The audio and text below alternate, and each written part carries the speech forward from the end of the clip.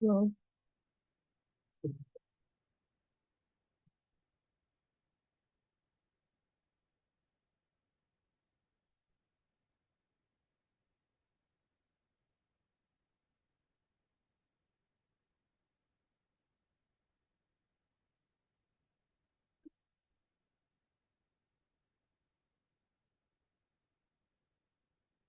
Who is working on NLP in this audience?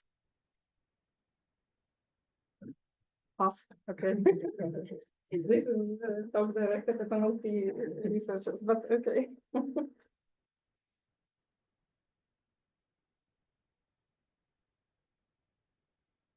Most of them would have worked on NLP at some time. So, yeah.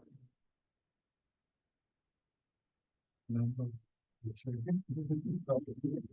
NLP research. This talk is directed at current and future NLP researchers. Now you are committed. Okay, so I think we can start the talk now. So we're very delighted to have Yulia here, and like thank you for accepting the invitation and flying in from Seattle to give this talk. So that's really great. Yulia, like I mean, many people will know her, but I'm just going to give a brief introduction. She's an associate professor at UW at Seattle, and she works on a wide range of topics, from fundamental advancements in LLMs, multilingual NLP, ethics, and safety. Prior to UW, she was assistant professor at CMU. That's when like I knew her, and she advised me on a project, so I had a great opportunity of working with her. And she was a postdoc at Stanford before that. And, like she has won countless awards, including many paper awards and up. So I'm not gonna get into that, but without Not further that many. Some, just some. Thank you. Thank you. But yeah. Yeah. It's really great to be here. Thank you very much for inviting me. And I put my timer for 50 minutes, just in case not to go over time. But please interrupt me at any point, like whatever is unclear or whatever. And if there is a question throughout the talk, please feel free to interrupt anytime. So I'm going to talk today about evaluation. And this title was written basically, an abstract was written when I did not exactly know what I was talking about. So I kept it sufficiently vague. But then the idea for the talk came when I talked with prospective students a couple of weeks ago. And there was some confusion and some big questions, which were repeating from one meeting to another, so many meetings, and people had very similar questions. So the field of natural language processing is in flux. We are working on larger and larger models, and many junior researchers, but not only junior researchers. We had visitors from industry. We had all kinds of people that are interested in NLP. And there was the question, like, basically there is this discrepancy between the kind of research that is done in industry versus research that is done in academia. And we need so many resources, and they're done in industry. And there are these huge teams of researchers that are working in industry on papers. So it's hard to keep up with the pace. And there are so many kind of hurdles and confusion, especially for people who try to find their way and don't even have time to think. So is there a future to academic research in NLP? So these were discussions that were going again and again, and I was trying to think how is actually NLP research shifting. And I felt that there is a problem basically, and it's not only about kind of that there is a lot of pressure from the lack of resources in academia or the pace of development, but there is a problem in our field on how science is communicated and what kind of how we define our successes and how we talk about our progress. And this was a survey paper directed at a general audience about past, present, and future of AI that I feel like summarizes this problem very well in one figure. And this paper is written by some of the greatest people in machine learning, in AI for medicine. And like I was mind blown, stunned to see these claims. Basically, this was like a past and progress of AI. And this figure tells that like AI is so advanced that we have human parity on a bunch of tasks. And apparently we reached human parity on speech recognition in 2017 and on machine translation in 2018. At the time, I did my PhD in machine translation, and this was not nearly like any parity whatsoever. And turns out that on English language understanding, we reached out the parity in 2019. And this is a problem of like, it makes sense for businesses, for industry, when they talk about the research to project optimism. Like this is for shareholders, like you need to talk optimistically about the future. But when we think, do we actually achieve human parity? Are we evaluating the right thing?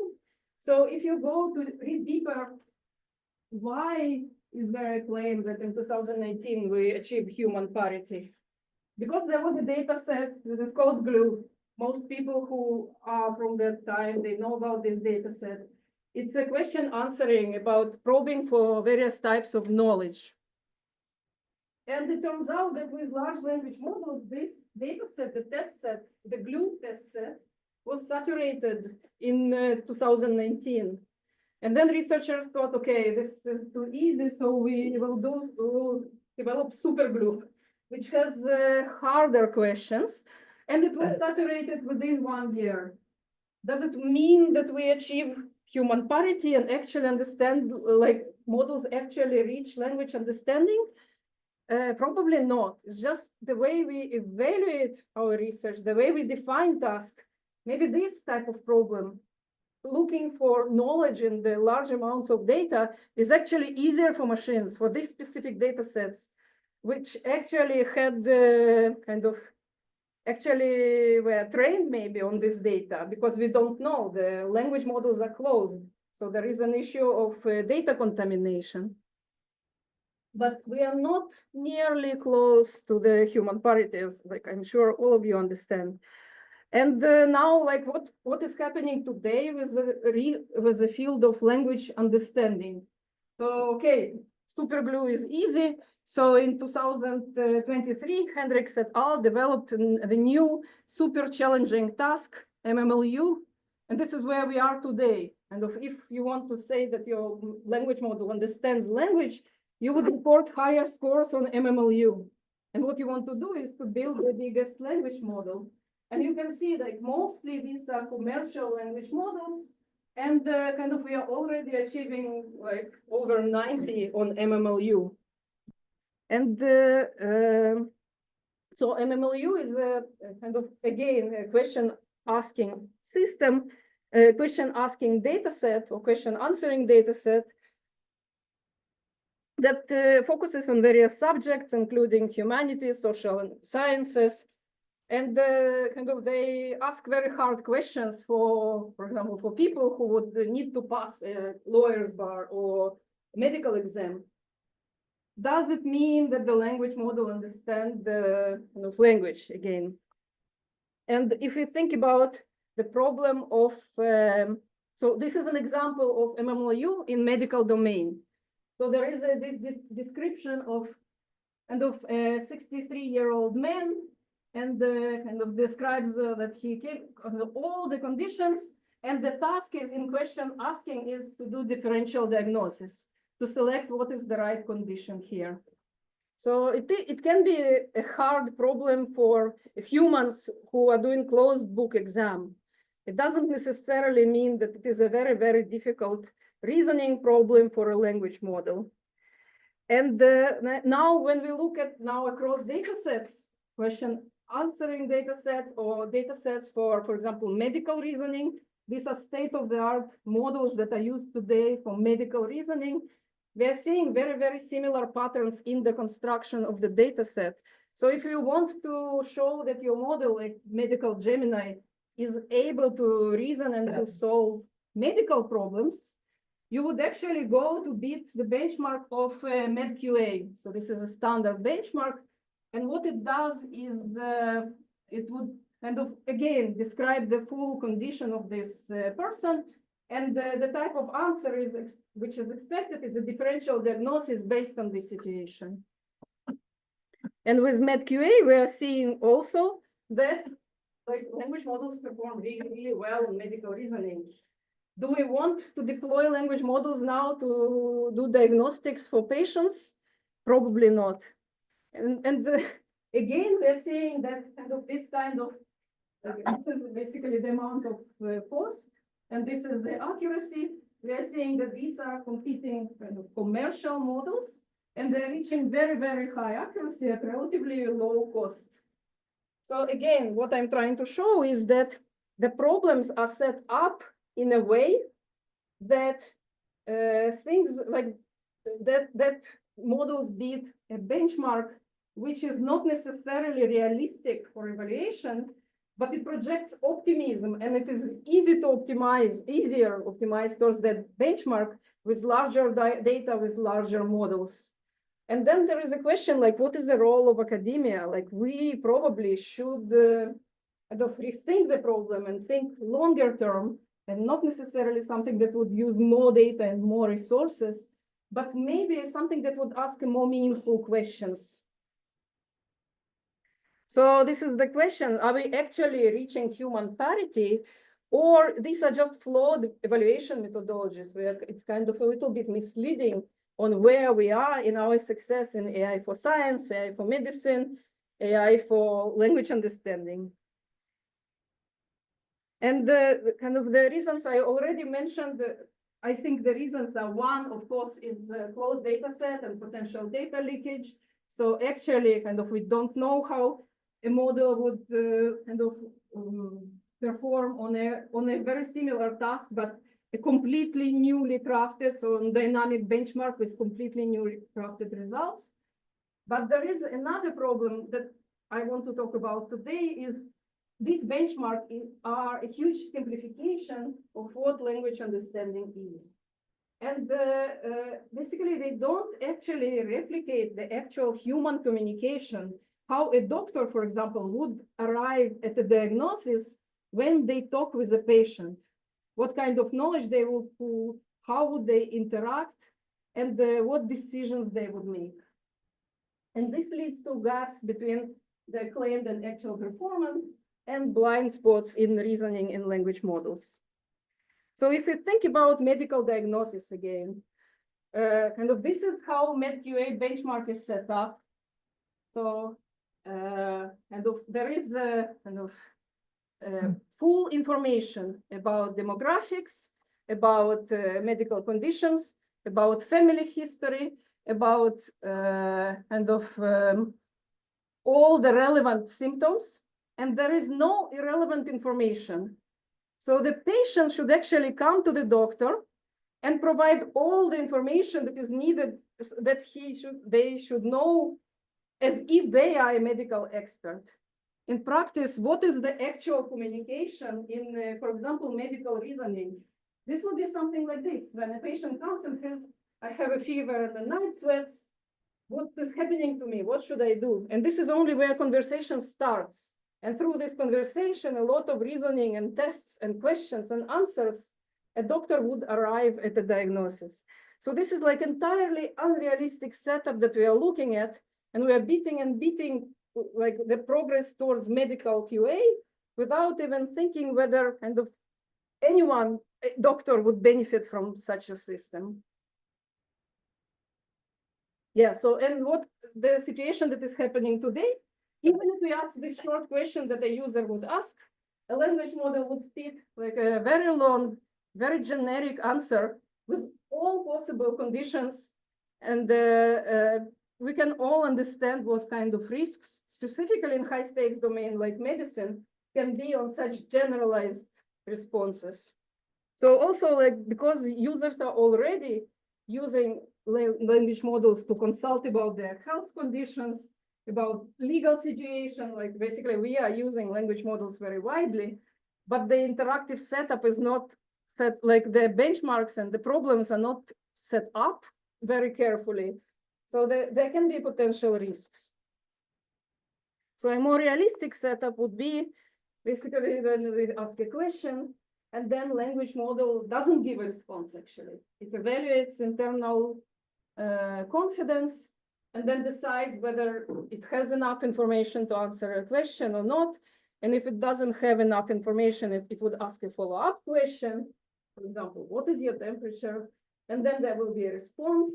And then there will be a kind of a chain of conversation until we arrive at a potential diagnosis, which is also has to be framed very carefully. So there are many, many factors here. There is like interactive factor, there are social factors.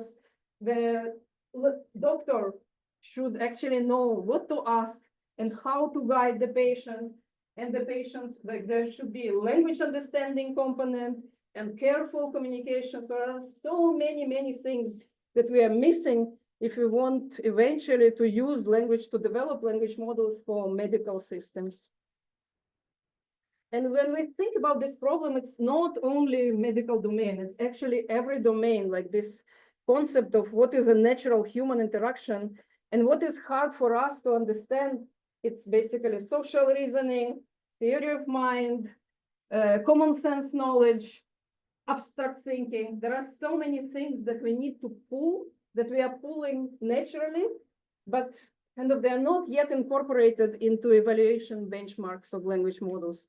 So if a user would come to a language model and ask, write me a story about a little girl that discovers a strange creature, that kind of maybe the user already has the idea of what kind of story they want to write, because there are many possible genres.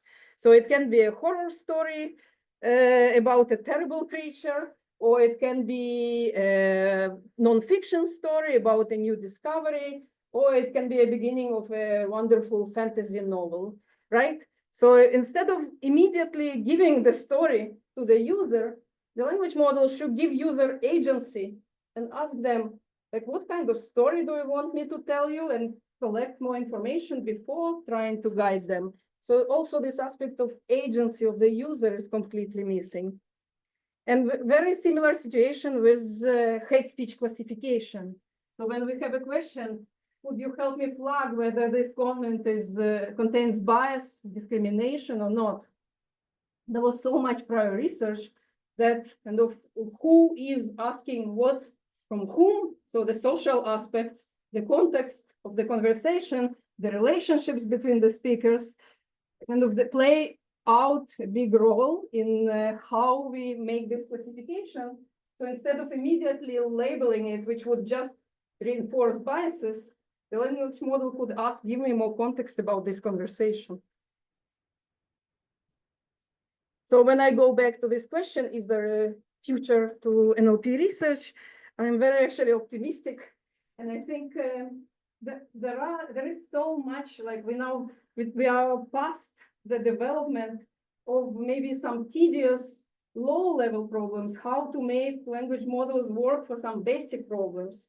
But now we have such a big space to define new problems, to focus on much more nuanced questions, to understand the language deeper, to extract insights about human communication. There is such a big space of interesting things. But what we are missing is a good definition of problems and the good evaluation benchmarks. So to make kind of our progress more controlled, more kind of rigorous, that being able to compare kind of results to each other. So that's why kind of this talks is talking about several evaluation benchmarks that we've been thinking about recently. And I personally, I don't actually work only on evaluation benchmarks, but kind of this was inspired by this need of kind of redefine various problems or rethink different evaluations. And what I'm going to talk about in the time that I have is first is rethinking the medical QA setup. So that's why I was kind of so much focusing on medical interactions, because I think it's a really interesting domain, very interdisciplinary, very high stakes, There are so many future interesting problems there. There is so much interest also and need, especially if we think across different languages, especially if we think about users who don't have access to a lot of medical information or resources. But kind of the way we are working on medical reasoning today is a little bit off. So rethinking MedQA evaluation. And then if I have time, I will just go very, very briefly on thinking kind of how do we evaluate language understanding much, much deeper than MMLU, not just question asking setup. And I will talk about in social reasoning and theory of mind. And I will talk about language understanding, reasoning benchmarks that we recently submitted. And the final one, just an overview of multimodal benchmark of audio language understanding when we have both audio signal and text signal, and we want to process them together, and we want some language understanding component there. And the reason I choose this specific direction for our research to like focus on specifically benchmarks is because I think that AI for science and just interdisciplinary kind of AI for X, what we are going to do is going to be very, very important. But kind of people who are stakeholders, they have a lot of knowledge in their domain, but a lot of misconceptions about LLMs. So it's our job to define actually these benchmarks very, very carefully if we want progress for science and for medicine and for biology, physics to be kind of rigorous and to avoid basically disasters and not to react to disasters. And this one is because kind of we do need to incorporate pragmatics into our language understanding and understanding of social relationships to people. And I think they're entirely missing in these popular benchmarks like MMLU. And this one is because like the future of language models is in multimodality. Like if we want language models to be useful for all speakers, these will be speakers of different dialects. And some of these, many of these dialects are not actually written, they're spoken. And there is a lot of ease in communicate from non-native even speakers like me via speech interfaces than language interfaces. But kind of because kind of current models are only focused on English and the way multimodal models are trained, there are like very critical flaws there in terms of like when representations are learned and when models are fused. So we want kind of to highlight that with this late fusion paradigm, when representations are learned separately, there will be no language understanding in speech input. So this is kind of the outline and very, very long introduction. But this is part of the talk, just to express the opinion and not only to talk about research, because I think you can just download the papers and read them. So, so the first part is done by my amazing PhD student, Stella Lee, who I'm very, very inspired by. And this is several papers that we've been working on, and they all look at this interactive setup of medical reasoning. So this is again a motivation. I won't go back to it, but these long and generic answers don't actually make sense. And currently, language models are designed to make their best guess. And rather than proactively seek clarification question and evaluate the information to be calibrated, to evaluate internal knowledge, and all these components are missing from the benchmarks. And basically, it's unrealistic to expect from users to provide all necessary, fully sufficient, and only relevant information for getting a reliable response. So this is why we developed MEDIC, which is a medical interactive benchmark for question asking and answering, which basically is agent-based framework, which has an agent language model which simulates a patient, a language model that simulates an expert, And there is this interactive setup in which there is a sequence of interactions of potential question asking and answering until the expert system arrives at solutions. So there is no data for that. Existing data is only currently MedQA. And it's not easy to collect data for medical conversations. So this is the first obstacle in creating interactive benchmarks. So in this paper, we took MedQA and took the long text in the question and structured it. It was the first step.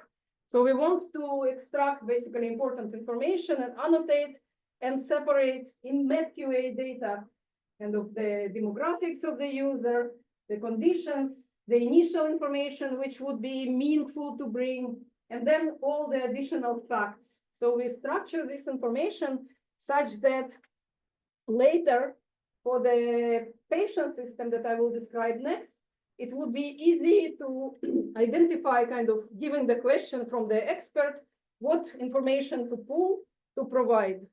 And initially, the model would ask only initial information, something that is reasonable. For example, when a patient fills a questionnaire, so some demographic information and initial conditions. So we process this data set, and then we first evaluate actually how do language models do in, and again, if it was not, I already mentioned it, but in the introduction, that the setup here is that we have a medical condition and a lot of information about the patient. And at the end, the doctor language model should arrive at differential diagnosis, which is a multi-class classification, choosing 1 out of 4 answers. So if we take only initial information, something that would be reasonable for a doctor, for a patient to provide to a doctor, we see that the drop in performance is unsurprisingly over 26%. So obviously, if we don't give enough information to the language model, the diagnosis will be very, very bad. And then we think, okay, we'll try with something very basic, such as we give this initial information, but also prompt the language model to ask follow-up questions. So we are telling language model, if you don't have enough information, ask additional questions and I will provide you this information. And we are seeing that with this setup, when language models are given initial information and are prompted to provide to ask questions or to provide response, the accuracy drops even further, and by 11% more. And it's again unsurprising because during this RLHF alignment phase, language models are never trained to ask questions. Yeah. But it's still very surprising, why this drops. Why this drops? Because you're just still providing the same information, but some additional. Exactly. Yeah. I think maybe it confuses the language model, the prompt to ask a question, because if it's not obvious what, they're not trained to basically estimate what information do I need to elicit. So they might ask a question which is irrelevant, and then the patient would not give the right information or would not have this information. So maybe there is more noise that is fed in the language model in the interactive setup. It's a good question. Do you think it could also be in some ways part of data contamination, that when you just see the actual question in the way it was meant? Yes, that's a good point. Yeah. Get the right answer, but now you ask more questions. Yeah, I would not be surprised at all if MedQA is part of the training data in ChatGPT.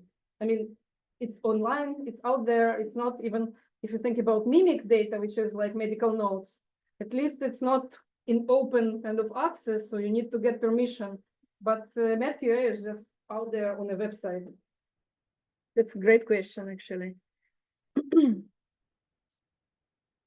Okay, so this is a framework, and we basically now, when we see this drop, so there is an actual problem, we create this framework in which there is a patient, and as I described, now it has a very structured information, and this information and the expert, it has several different modules. So the modules are first abstention model. So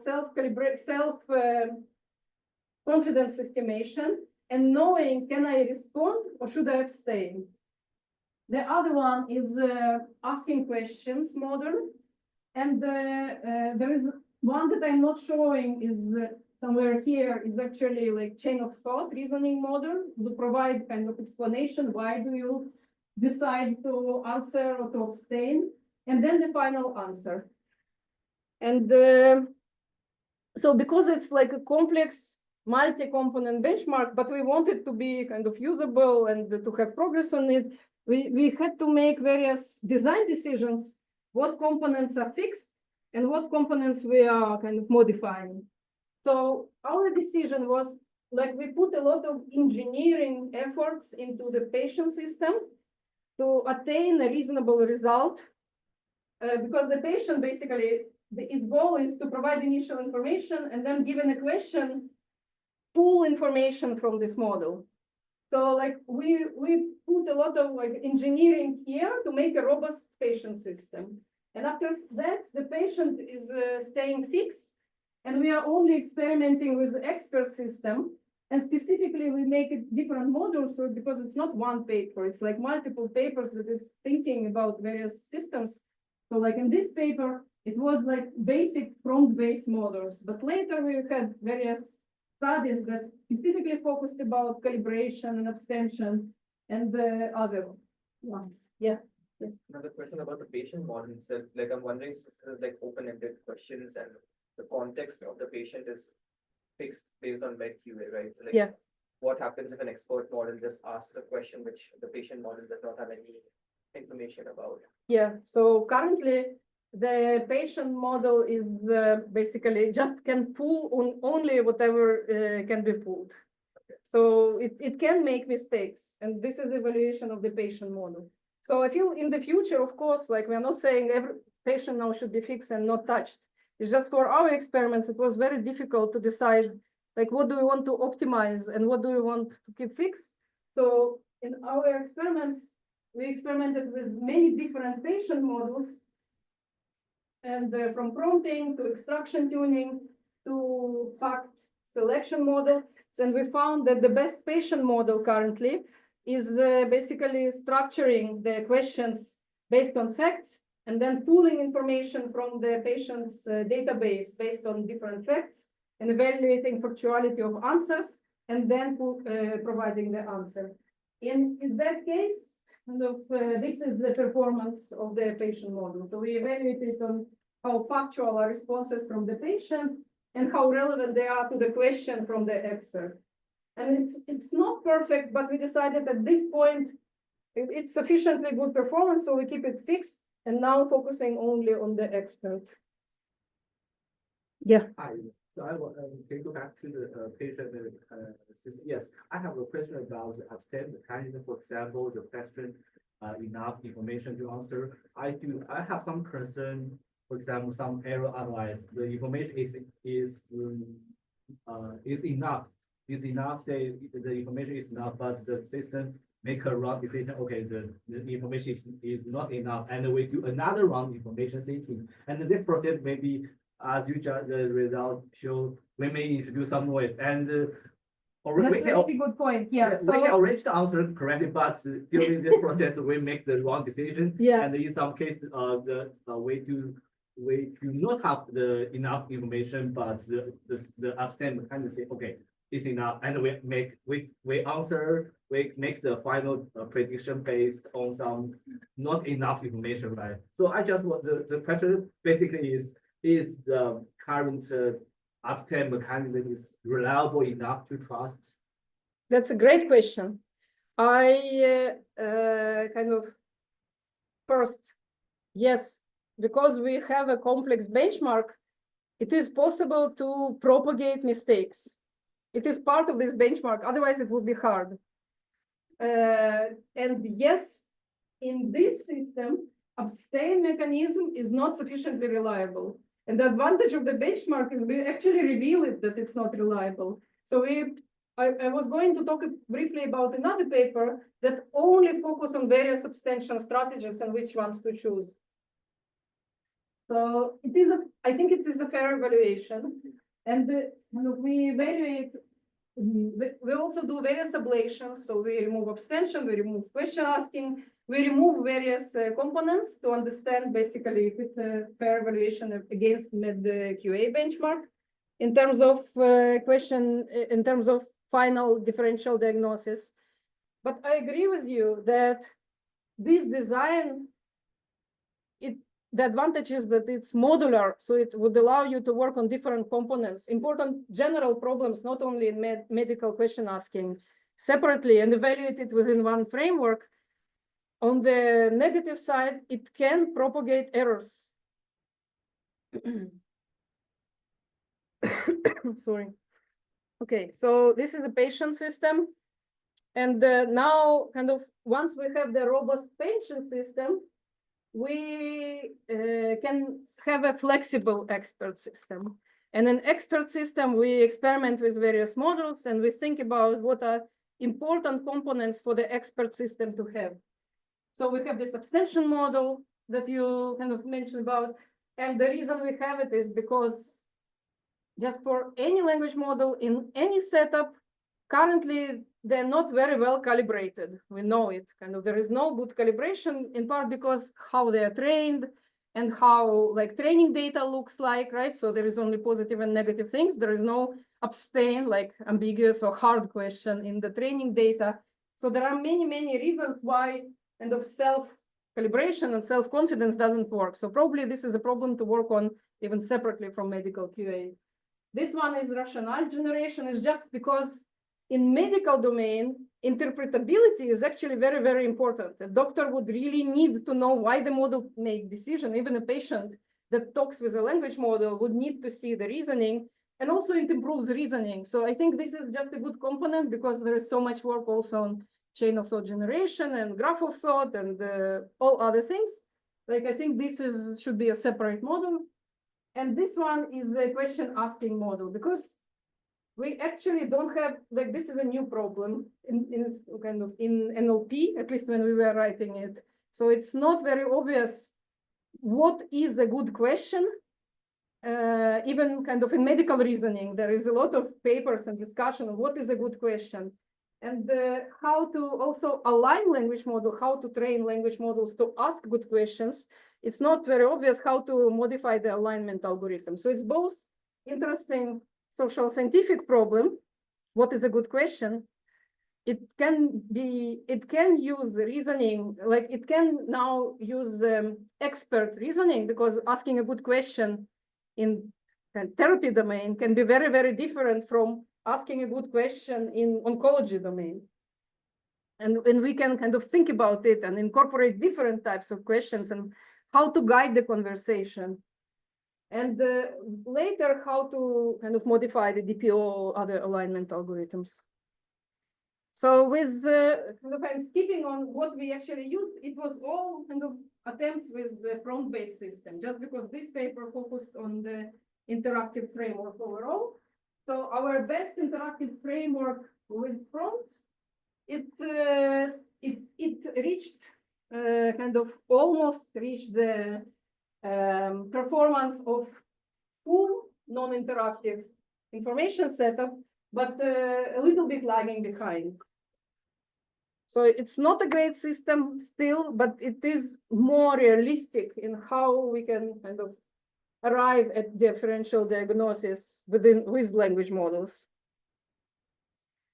So, okay, I already talked about it. And this just summarizes what I kind of talked, that what kind of core NLP problems can be addressed within one framework. So confidence estimation, uncertainty estimation, calibration.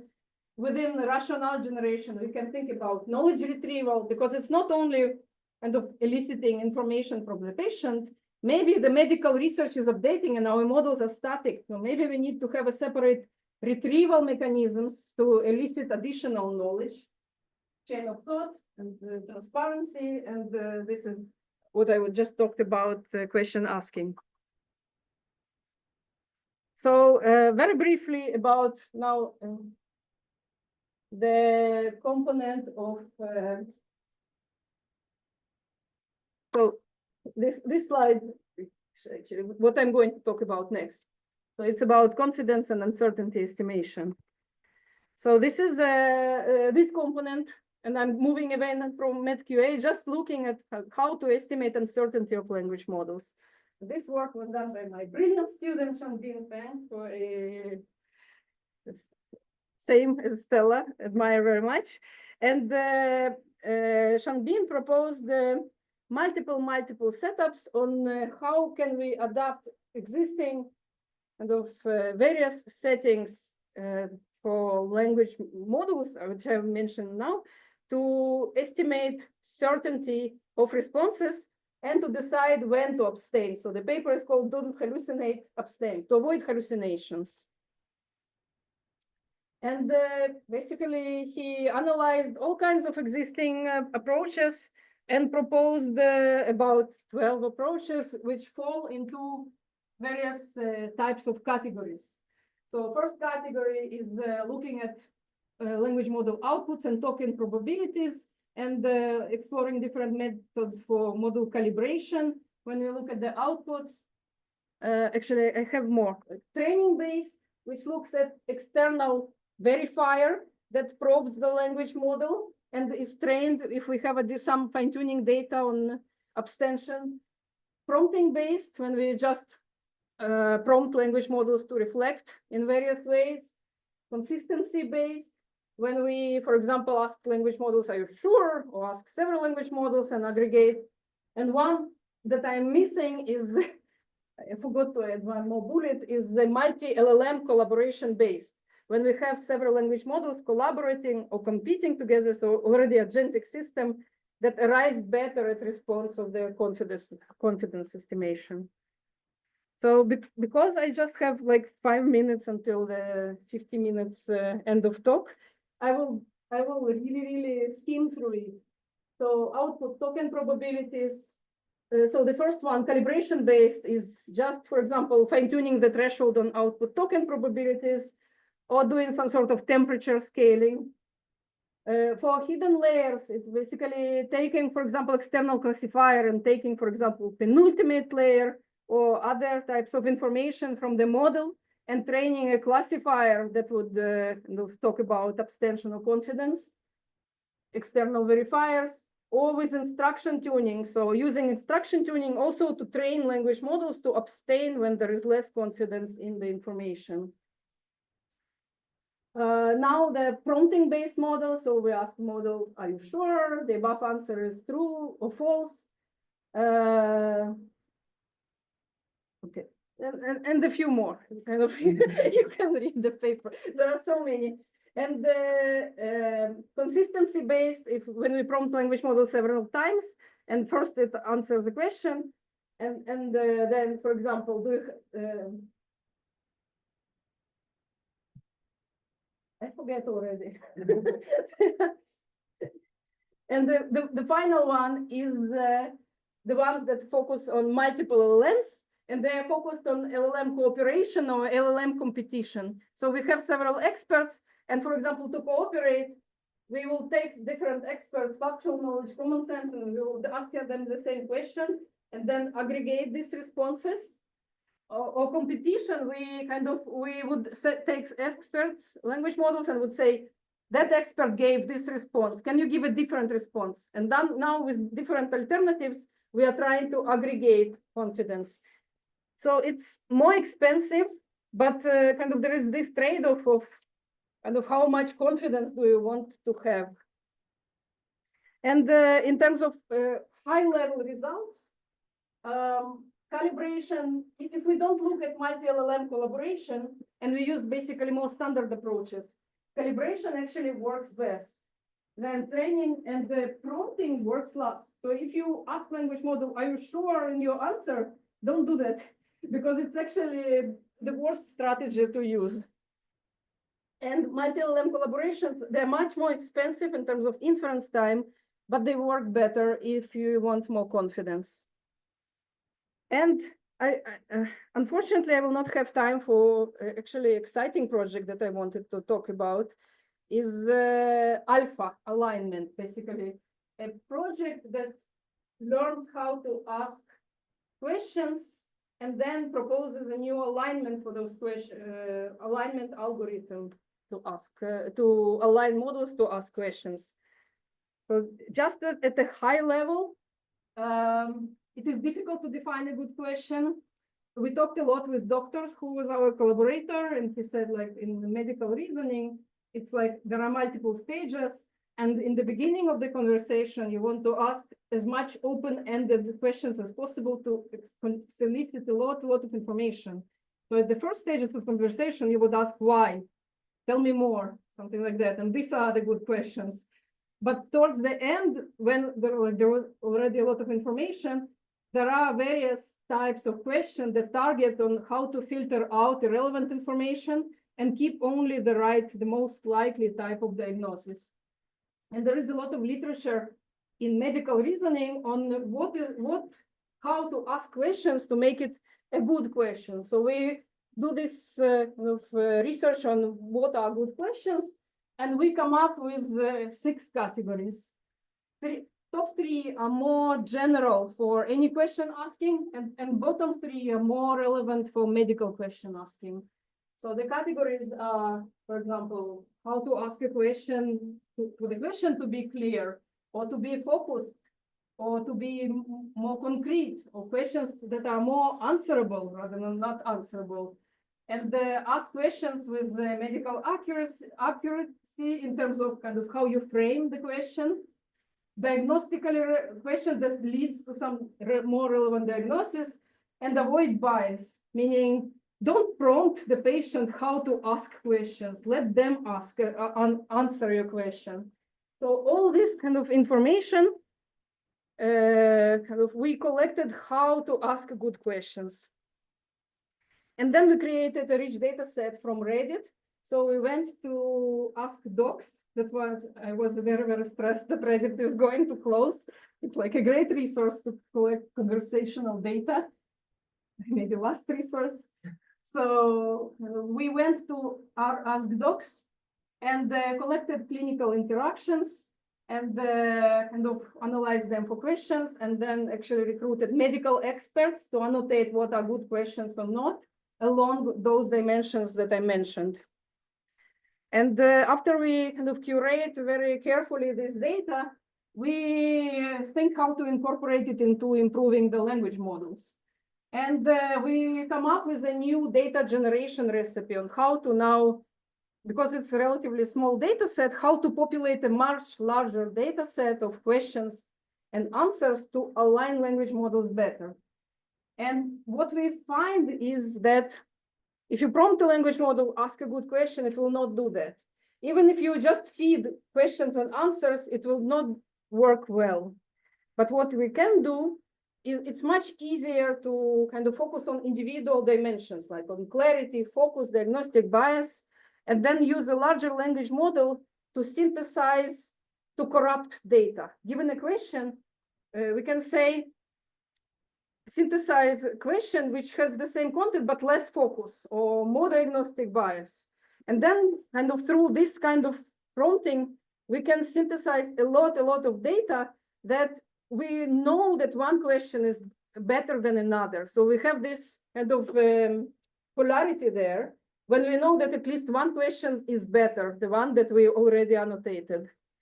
So we synthesize a lot of data along each of those dimensions, so corrupt questions, and give this kind of directional information into different alignment algorithms.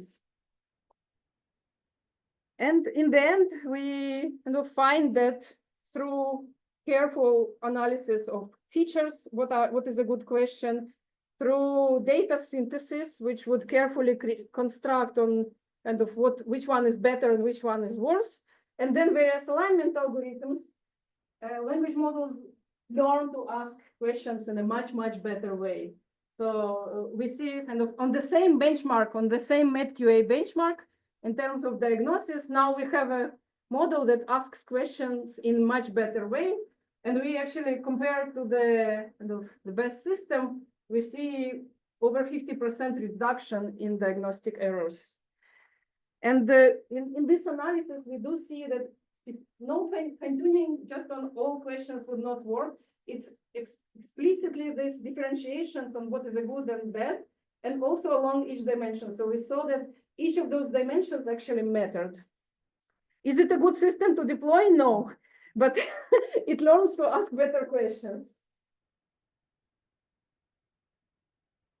Okay, and in the ongoing, this is kind of the summary of papers on this MedQA benchmark.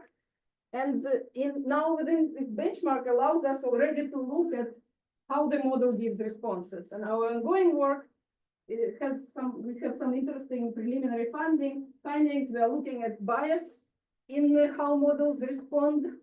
For example, and if we have similar prompts but different demographics, the model would be much more recommending to women to educate yourself in this topic. So a little bit condescending. And we are working on safety typology and mental health interactions. Because in mental health interactions, when a user asks a question, for example, a user with an eating disorder would say, like, I'm trying to cut my calorie, can you help me kind of eat less? The language model would say, great job, you should eat even less. And it kind of reinforces the OCD. So we want to think more carefully how language models should interact with users that probably have mental health struggles, and they do need response. We don't want language models to abstain. If they abstain, this will be 100% no errors, but there will be zero utility. And also language models, we don't want them to always diagnose a patient. So there is a privacy issue. So this is such a difficult problem in terms of kind of balancing and how to not to lead to harm, but also to protect privacy and not to answer question, but maybe to produce a very different kind of answer than directly answers the question. So we are trying to understand the kind of this subtle safety issues. And I will skip the last 2 points. I'm happy to chat with you about them. The first one is reasoning, and we focus on how to find the plot holes. Oh, this is my this is my end of talk alarm. We rethink instead of MMLU how to do better reasoning, and we propose a new task of giving a long story, children's story, find the plot hole. So if something like in the beginning, like there is something happens with a character, and suddenly towards the end of the story, there is some out of character behavior, language models are not very good at it. And I think to be able to reason about it, you actually need to track characters, track events, social reasoning, theory of mind, and so many other information. So I'm excited about it, and you get to work with a lot of literature and children's stories. And this one is the audio benchmark, which I'm skipping. And and this is a paper in submission that I am happy to chat with you about. So to finalize my talk, I was talking about rethinking evaluation in medical domain, and not talking about reasoning and speech, but I think there is a good promise to the field of NLP in terms of finding interesting problems, thinking long-term about solutions. We don't need to compete with industry. We have our own niche. For example, we can collaborate with doctors and with educators, and it's much harder to do in industry than in academia. So we have our own advantages, and it's better to play on our ground and focus on our problems rather than try to beat them in kind of their kind of race. Thank you very much.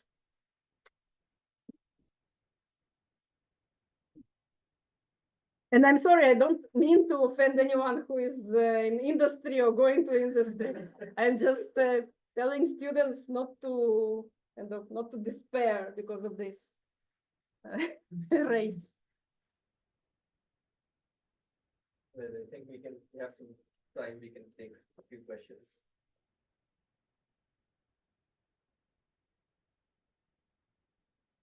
Thank you. Thank you for this talk. I was wondering, you were framing the patient-doctor sort of exchanges or patient-expert exchanges in a sort of communicative setting, which I really love, focusing on like how real world communication works in the first place. It seems in the way that you're framing the problem and the benchmark, you're expecting that this primarily patients who are actively engaging with these systems. So obviously, like who the user of the system is going to change how the system might want to behave. Like you were saying in the end, maybe it shouldn't give a diagnosis, but maybe the doctor is actually using the system as sort of a supplementary. And they are using, yeah. Yeah, exactly. And so how should we think about these benchmarks as, have you thought about them as changing also based on the user who you're interacting with it? Yeah. This benchmark doesn't cover it, but I thought about it a lot. There is a very nice paper by Emma Pearson, who is in Berkeley working on medic. She's collaborator on the medic paper too, that thinks about all possible setups in which language models are used in medical conditions, and there are many.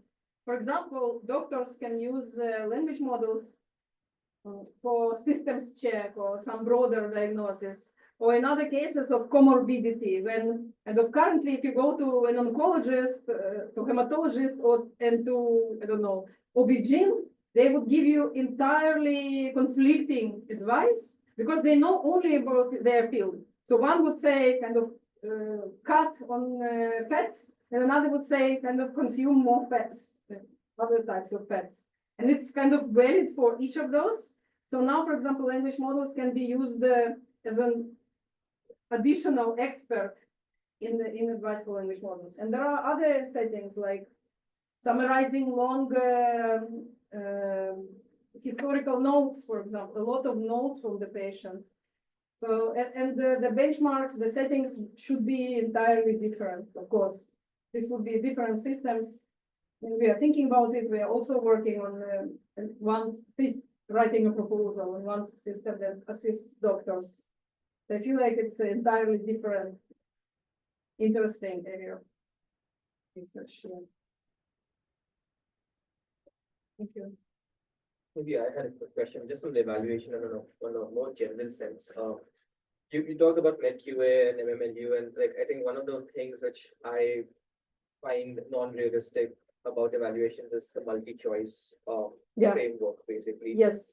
Like in various research works of mine, what I've seen is if you remove that, or if you just add like tens of more options, the LLM starts to falter. Yes. So here we are just like LLM is just learning discriminative behavior that A and C are not the correct options, B or D, and then it can have some luck to get the right answer. It's also an unrealistic setup because the doctor doesn't have 4 options. Exactly. Something that we tried here was like what if we kind of list all kinds of conditions and like now the LLM has to choose amongst all of them. Would that be like a more realistic setup? And like do you think that's the way to go about like evaluation itself? Yeah, it's a great question. So I think the main reason is because evaluation of open-ended generation is really hard. So this is like small scale multi-class classification problems. We've been struggling on how to evaluate it open-ended. I don't think I saw like work from others that does it well. In our research, we tried algorithms for conformal prediction to have guarantees, and then to split the actual potential diagnosis to meaningful. And there were hundreds, not 4. So we tried to do it multi-class, and then, for example, for conformal prediction, it's already like it becomes very, very inefficient.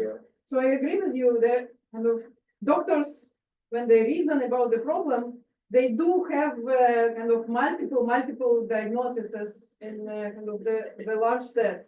It's more than that, and the kind of the more realistic setup, at least here, would need to have more, and also irrelevant, much more irrelevant ones that are similar, not entirely distinct ones.